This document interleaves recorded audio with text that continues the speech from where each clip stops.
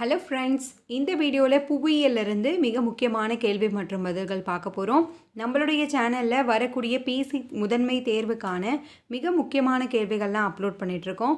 அதற்கான playlist link description பாக்ஸில் இருக்குது, செக் பண்ணி பாருங்கள். ஃப்ரெண்ட்ஸ், நீங்கள் இன்னும் சேனலில் சப்ஸ்கிரைப் பண்ணலை அப்படின்னா சப்ஸ்கிரைப் பண்ணிக்கோங்க. கூடவே பக்கத்தில் இருக்க பெல் ஐக்கானையும் கிளிக் பண்ணிக்கோங்க. முதல் கேள்வி, இந்திய துணைக்கண்டத்துடன் பொருந்தாத நாடு இவற்றுள் எது? ஆன்சர் ஆப்கானிஸ்தான். பாகிஸ்தான், மியான்மர், வங்காளதேசம், நேபாளம், பூடான் மற்றும் இலங்கை ஆகிய நாடுகளுடன் இணைந்து இந்தியா ஒரு துணைக்கண்டம் என்று அழைக்கப்படுகிறது. இந்த கேள்வி ஆல்ரெடி கேட்டிருக்காங்க. ஸோ இந்திய துணைக்கண்டத்துடன் இணைந்துள்ள நாடுகள் எது அப்படின்றத பார்த்துக்கோங்க. இரண்டாவது கேள்வி, இந்தியா எந்த நாட்டுடன் குறுகிய நில எல்லையை பகிர்ந்து கொள்கிறது? Repeated question. ஆன்சர் ஆப்கானிஸ்தான். நீளம் 106 கிலோமீட்டர். இந்தியா அதிகபட்சமாக எந்த நாட்டுடன் நில எல்லையை பகிர்ந்து கொள்கிறது அப்படின்னு பார்த்தீங்கன்னா வங்காளதேசம். அதற்கான நீளம் 4156 கிலோமீட்டர். மூன்றாவது கேள்வி, கூற்று 1, இந்தியா பரப்பளவில் உலகின் 7வது பெரிய நாடு. கூற்று 2, இந்தியா பரப்பளவில் ஆசிய கண்டத்தின் 3வது பெரிய நாடாக உள்ளது. சரியான விடை கூற்று 1 மட்டுமே சரியானது. கூற்று 1 தேர்வில் அடிக்கடி கேட்கப்பட்டது. சரியான விடை என்னன்னு பார்த்தீங்கன்னா ஆசிய கண்டத்தின் 2வது பெரிய நாடாக இந்தியா உள்ளது. நான்காவது கேள்வி, தீவு கூட்டங்களையும் சேர்த்து இந்திய கடற்கரையின் மொத்த நீளம் என்ன? Answer option D, 7516 kilometre. தீவு கூட்டங்களையும் சேர்த்து இந்திய கடற்கரையின் மொத்த நீளம் 7516 கிலோமீட்டர். ஐந்தாவது கேள்வி, இந்தியா சுமார் டேஷ் கிலோமீட்டர் நீளமுள்ள நீண்ட கடற்கரை பகுதியை 3 பக்கங்களிலும் கொண்டுள்ளது.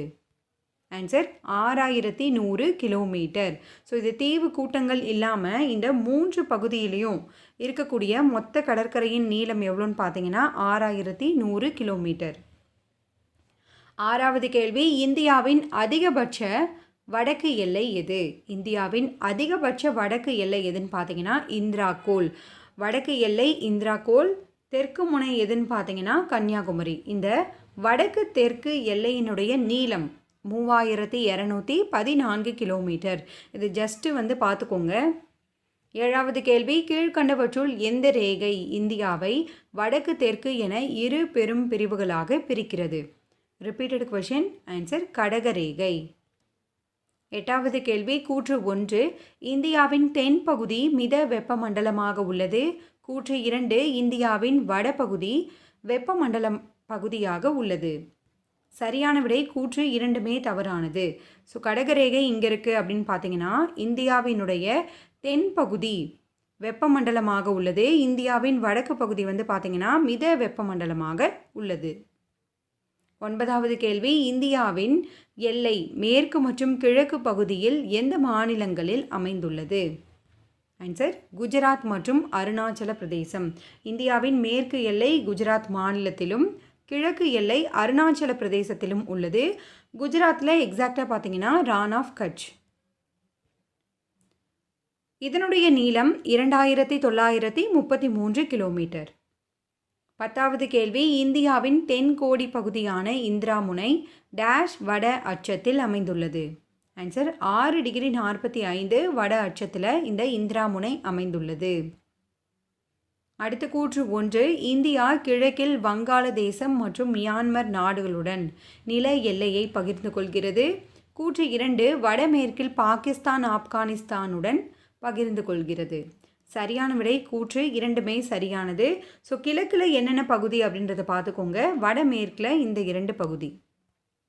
அடுத்து 12வது கேள்வி, பாக் நீர் சந்தி எந்த 2 பகுதிகளை பிரிக்கும் குறுகிய ஆழமற்ற பகுதியாகும்? Most repeated question. Answer India மற்றும் இலங்கை. 13வது கேள்வி, இந்தியாவின் நில எல்லை சுமார் எத்தனை கிலோமீட்டர்? Answer 15200 kilometre. இந்தியாவினுடைய நில எல்லை 15200 கிலோமீட்டர். 14வது கேள்வி, எந்த ஆண்டு வரை ஹைதராபாத் நகரம் ஆந்திர பிரதேசம் மற்றும் தெலுங்கானா மாநிலங்களின் தலைநகரமாக இருக்கும்? இது ஒரு பாக்ஸ் கொஷின், எக்ஸாம்லேயும் கேட்டது. ஆன்சர் 2024 ஆண்டு வரை. ஆந்திர பிரதேசத்தின் தலைநகரம் எதுன்னு பார்த்தீங்கன்னா அதுக்கப்புறம் அமராவதி நகர். 15வது கேள்வி, இந்தியாவிலேயே மிக பழமையான மடிப்பு மலைத்தொடர் இவற்றுள் எது? Repeated question. ஆன்சர் ஆரவல்லி மலைத்தொடர். இந்தியாவிலேயே மிக பழமையான மடிப்பு மலைத்தொடர் எது? ஆரவல்லி மலைத்தொடர். 16வது கேள்வி, இந்தியாவின் தென்கோடி பகுதி முன்பு எவ்வாறு அழைக்கப்பட்டது? ஆன்சர் பிக்மெலியன். இதுதான் இந்திரா முனை அப்படின்னு சொல்லப்படுது. இந்தியாவின் தென்கோடி பகுதி முன்பு பிக்மெலியன் என்று அழைக்கப்பட்டது. இது அந்தமான் நிக்கோபர் தீவு கூட்டத்தில் அமைந்துள்ளது. அடுத்து, இந்தியாவின் இயற்கை அமைப்பு எத்தனை பெரும் பிரிவுகளாக பிரிக்கப்பட்டுள்ளது? ஆன்சர் 6. 18வது கேள்வி, உலகின் இளமையான மலைத்தொடர் எது? உலகின் இளமையான மலைத்தொடர் இமயமலைத்தொடர். உலகின் இளமையான மற்றும் மிக உயரமான மலைத்தொடர் எது அப்படின்னு கேட்பாங்க. இமயமலைத்தொடர். 19வது கேள்வி, கஞ்சன்ஜங்கா சிகரத்தின் உயரம் என்ன? Answer option D 8586 metre.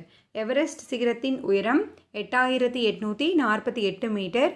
இது இரண்டுமே தேர்வில் அடிக்கடி கேட்கப்பட்டது. 20வது கேள்வி, உலகில் உள்ள 14 உயரமான சிகரங்களில் எத்தனை சிகரங்களை இமயமலை தன்னகத்தை கொண்டுள்ளது? ஆன்சர் 9 சிகரங்கள். ஃப்ரெண்ட்ஸ், இது எல்லாமே 10th புக்கிலேருந்து எடுக்கப்பட்டது. இனிமேல் நம்மளுடைய சேனலில் பார்த்தீங்கன்னா ஜாகிரஃபியில் 10th புக்கிலேருந்து தான் எடுப்போம். ஸோ 10th ஸ்டாண்டர்ட்லேருந்து அதிகமான கொஷின்ஸ் கேட்குறாங்க. ஸோ வீடியோவை ஸ்கிப் பண்ணாமல் ஃபாலோ பண்ணுங்கள் ஃப்ரெண்ட்ஸ். 21வது கேள்வி, இவற்றுள் தவறான இணை எது?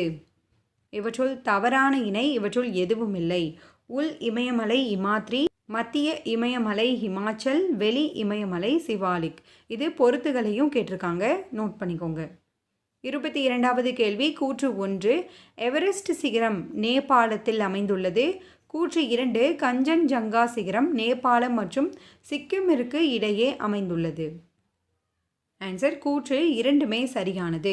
இது 2மே தனித்தனியாக எக்ஸாமில் கேட்டிருக்காங்க அப்ஜெக்டிவில். ஸோ நோட் பண்ணிக்கோங்க. 23வது கேள்வி, கீழ்கண்டவற்றுள் வற்றாத நதி எது? ஆன்சர் இவை அனைத்துமே. கங்கை, சிந்து, பிரம்மபுத்திரா இவை 3மே வற்றாத நதி. இவற்றினுடைய பிறப்பிடம் எதுன்னு பார்த்தீங்கன்னா இமயமலை. 24வது கேள்வி, வெளி இமயமலை கிழக்கு பகுதியில் டூயர்ஸ் என்று அழைக்கப்படுகிறது. கூற்று 2 இது மேற்கு பகுதியில் தூண்கள் எனவும் அழைக்கப்படுகிறது. சரியான விடை கூற்று 2மே சரியானது. இதுவும் தேர்வில் கேட்டிருக்காங்க. 25வது கேள்வி, சிம்லா, முசௌரி, நைனிடால், டார்ஜிலிங் போன்றவை எந்த பகுதியில் அமைந்துள்ளன? ஆன்சர் ஹிமாச்சல். ஹிமாச்சல் அப்படின்றது மத்திய இமயமலை. 26வது கேள்வி, கீழ்கண்டவற்றுள் அதிகப்படியான ஈரப்பதம் கொண்ட பகுதியாகவும் காடுகள் வளர்வதற்கு ஏற்றதாகவும் உள்ள பகுதி எது? ஆன்சர் தராய் மண்டலம். மிக முக்கியமான கேள்வி இது. அடுத்து, எந்த 2 ஆறுகளால் உருவாக்கப்பட்டவை சுந்தரவன டெல்டா பகுதி? ஆன்சர் கங்கை மற்றும் பிரம்மபுத்திரா. தேர்வில் அடிக்கடி கேட்கப்பட்ட கேள்வி. கங்கை மற்றும் பிரம்மபுத்திரா ஆறுகளால் உருவாக்கப்பட்டது தான் சுந்தரவன டெல்டா பகுதி. 28வது கேள்வி, சுந்தரவன டெல்டா நிலப்பகுதியின் வடிவம் என்ன? ஆன்சர் முக்கோண வடிவம். உலகின் மிக பெரிய மற்றும் அதிக வேகத்தில் உருவாகும் டெல்டா எது அப்படின்னா சுந்தரவன டெல்டா. 29வது கேள்வி, பாங்கர் சமவெளி படிவுகள் எந்த வகை மண்ணால் ஆனவை? ஆன்சர் பழைய வண்டல் படிவுகள். ஸோ பழைய வண்டல் படிவுகள் தான் நம்ம பாங்கர் அப்படின்னு சொல்லுவோம். இந்த படிவுகளால் ஆனது பாங்கர் சமவெளி. காதர் சமவெளி அப்படின்றது புதிய வண்டல் மண் படிவுகளால் ஆனது. 30வது கேள்வி, கூற்று 1 வண்டல் சமவெளியில் உயர்நிலப்பகுதி சாஸ் என்று அழைக்கப்படுகிறது. கூற்று 2 இதன் சதுப்பு நிலப்பகுதி பார்த்தீங்கன்னா பில்ஸ் எனவும் அழைக்கப்படுகிறது அப்படின்னு சொல்லியிருக்காங்க. சரியான விடை கூற்று 2மே சரியானது. இதுவும் தேர்வில் அடிக்கடி கேட்டிருக்காங்க ஃப்ரெண்ட்ஸ், நோட் பண்ணிக்கோங்க. உங்களுக்கான கேள்வி, தீவு கூட்டங்களையும் சேர்த்து இந்திய கடற்கரையின் மொத்த நீளம் என்ன? இதற்கான பதிலை கீழே கமெண்ட் பண்ணுங்கள். இந்த வீடியோ உங்களுக்கு யூஸ்ஃபுல்லாக இருக்குது அப்படின்னு நினச்சிங்கன்னா மறக்காமல் லைக் பண்ணி சப்போர்ட் பண்ணுங்கள் ஃப்ரெண்ட்ஸ். தேங்க்யூ.